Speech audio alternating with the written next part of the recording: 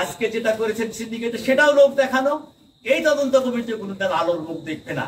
আমরা এই সন্ত্রাসী গোষ্ঠীর দৃষ্টান্তমূলক শাস্তি না দেখা পর্যন্ত, দৃশ্যমান না হওয়া পর্যন্ত বিশ্ববিদ্যালয়ের সকল কর্মকাণ্ড থেকে আমরা বিরত থাকবো এবং আগামীকাল থেকে যতদিন পর্যন্ত এর সুবিচার না পাবো ততদিন পর্যন্ত বিশ্ববিদ্যালয়ের একাডেমিক এবং প্রশাসনিক সকল কাজ থেকে আমরা পুরা শাটডাউন এবং বিরত থাকবো।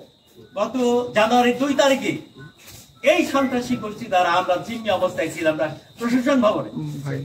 আমাদের 250 কর্মকর্তা কর্মচারী ওখানে জিম্মি অবস্থায় সকাল 9:30 থেকে রাত 10:30 পর্যন্ত ছিলেন।